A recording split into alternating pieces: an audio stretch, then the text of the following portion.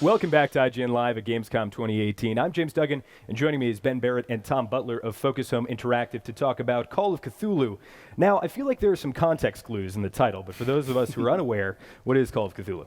So Call of Cthulhu is a RPG investigation game with obviously horror elements. So it's based on Lovecraft's universe, which everyone's familiar with. And this is actually a official, not adaptation, but taken from the IP by Chaosium, the pen and paper RPG Call of Cthulhu. So it's not an adaptation of the book that everyone would know. It's an original story. Fantastic, and we're seeing our protagonist here, Edward Pierce. Yeah. Tell me about our protagonist and what his motivations are, what his kind of character is, his demeanor, things like that. So Edward Pierce, he's actually a war vet, but right now he's working as a private investigator. So he starts on this case, he receives a mysterious package, and he goes to a place called Darkwater Island.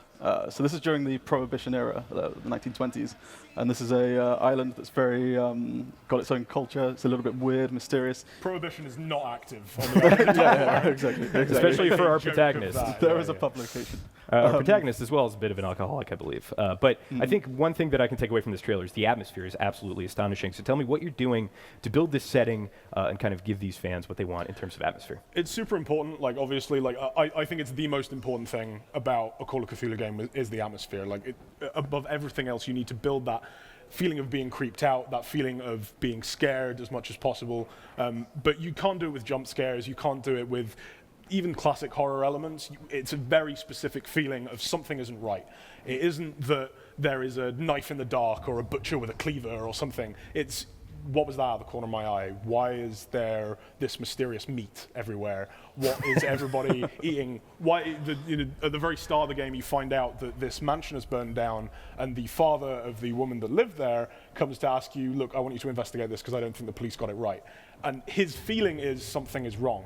It isn't, oh, they got the facts wrong, oh, they got this thing wrong. He just knows something isn't right about this. And that's the atmosphere we wanted to build throughout Darkwater Island and, throughout the game as a whole. I feel like that is an expert description of Eldritch horror in general. Yeah, so tell me what the majority of the gameplay, what makes up the majority of the gameplay. Here we're investigating a killer whale carcass, and we actually hear our protagonist exclaim that there are no sharks in these waters, so what the heck did this? Yep. So you have a bunch of different skills that you can put points into to improve how good you are at it. These are taken from the RPG pen and paper. So for example, here, because he has some points in there, he's able to identify what's going on. But if you're not investing points in them, then you're going to be a bit more confused and less effective with your investigation. So marine biology, very important for the early game of Call of Cthulhu. Absolutely. And then we're interacting with the absolutely lovely and charming townsfolk. Yeah, tell us about that. They are unfriendly. Darkwater Island is the epitome of a backwater. Like, it is people who don't like outsiders, they don't like you, they don't really like each other, but it's all about the history of the island, and if you're not familiar with that, they don't want to know you. They don't care who you are, they don't care how much money you have, they don't care about your suit, they just care about how are you contributing to the island, and do you live here or do you not live here. They're not actively aggressive, they're not going to beat you up in the street. Some of them are enough friendly that they'll help you out. Particularly Captain Fitzroy, he takes you to the island in the first place. He's one of the first characters you interact with. But if you don't try to help them, if you don't act in a way they like, or if you say the wrong thing at the wrong time, they're going to have absolutely nothing to do with you. So this is a very interesting segment that we're watching here. This is, if I'm not mistaken, caused by the Sanity System. Is that correct? There's a bit of a scare that is coming up here, and you interact with it in a very physical way. So is this a manifestation of what's going on in his head? Is this real, or is this just his imagination? Well, that's the question, right? and the Sanity System as a whole is something that we don't want to get into too much, because that's getting into the later game and getting into the stories that we tell. And this is an example of something, again, it's not really a jump scare. You go around a corner and there's something in the water and you don't know what it is, and then it comes towards you and it disappears and you're like, what's happening? And then you get a bit of a fright, but you get a long look at that, what is it? What's that mystery? What's that being that you're seeing out in the water once you're dragged beneath the waves? And a lot of that comes into the game as you get through it. It starts quite, he's just a guy, he's an alcoholic, and he's a war veteran, and he's got a little bit of PTSD with that. He fought in the First World War, not a nice time. And he's a semi-active, semi-professional investigator, but as it goes on, things start to break down, and he's questioning what's real. You're questioning while you're playing, is this something that I'm meant to take literally? Is it the truth, or is it just a metaphor for something else? And again, that isn't something we want to get into too much, because that is the mystery of the game, and it's something that we're hoping players will interpret in their own ways. We don't want to tell them everything, and certainly, not before they get to play it. This is something that the team at Cyanide were very keen on, was following the path that a lot of Lovecraft's books would take, where you take this normal guy, he's in a fairly normal situation, he discovers something weird, and then it starts to spiral out of control until he's in a situation where he has no way of controlling his situation. Tell me about cause and effect.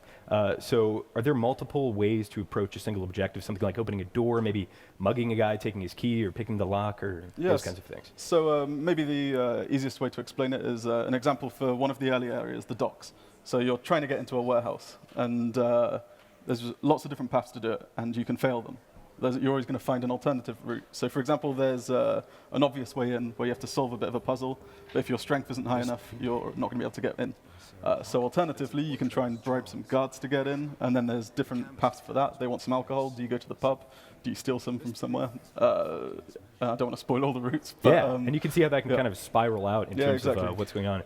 We're looking at the investigation mode here, and this is really interesting because I've always, with mystery games in particular, and I'm a big Sir Arthur Conan Doyle fan, and I don't necessarily like it when games solve the mystery for me. So my question here is the character solving the mystery, or are we the player solving the mystery, and how does that work in Call of Cthulhu? There's a little bit of both. So what we're seeing here, we call them reconstruction scenes. Pierce isn't magical. He's not a wizard. He doesn't have any special abilities that you or I couldn't have, but he's a very good investigator. He's very good at reconstructing a scene in his head. So what happens when you're doing this is you'll look around, you'll find clues, and those will unlock different options for Pierce. So that's an example of Pierce solving the mystery, as you say. But for you, your ability to spot hidden clues, you don't have to find everything that's in this area. There are multiple clues, there are multiple different ways that you might find different things in different orders that give you a different idea of what happened. Pierce is going to come to a conclusion, particularly in this early one, because we're starting to set up the plot. We're like, this is in fact finding out the scene of that fire that I mentioned earlier and discovering that something isn't right. Again, people could see for themselves when they play it. But it's a mix of both. Pierce works some things out for himself, but there is also times where you have the option of either finding more clues that will give him more help, or you just working stuff out because you're familiar with the mythos, or you're familiar with the different things that might be happening on the island. You read something earlier, you had a look at a different area of the town, and you go, oh, that must be connected to what's happening over here, and you work stuff out as you go. And it's worth mentioning, I think, that not everything that we see we can take at face value because of that sanity system, which, again, you're not going to get into too much. That's a little bit later game stuff, but maybe we can talk about phobias and what those are and how they manifest in Call of Cthulhu.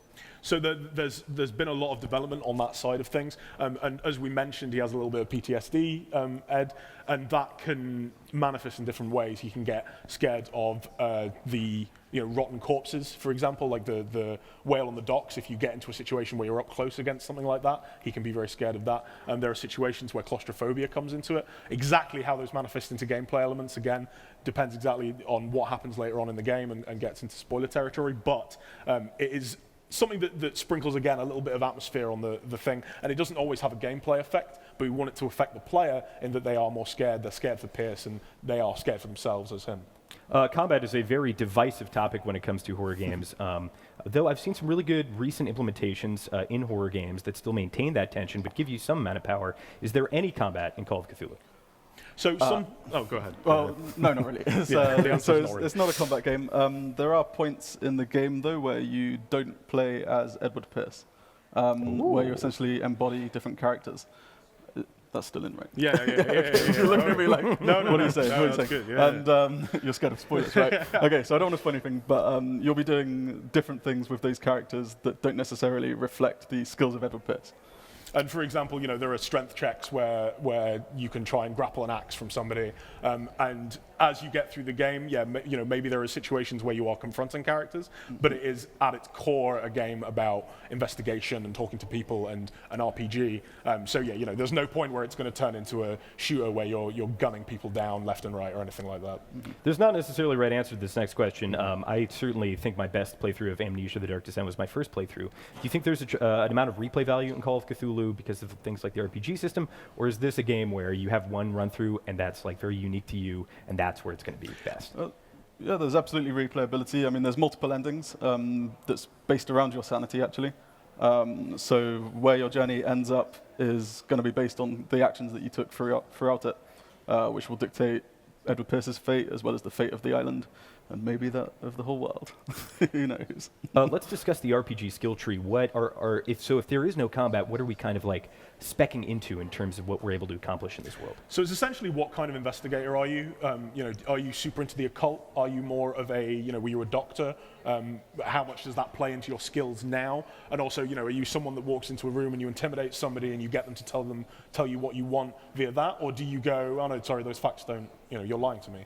Or do you just investigate and you ask them the right questions that they don't think is a problem to tell you the answers to those questions? So that's kind of I would say the three kind of main bits of that.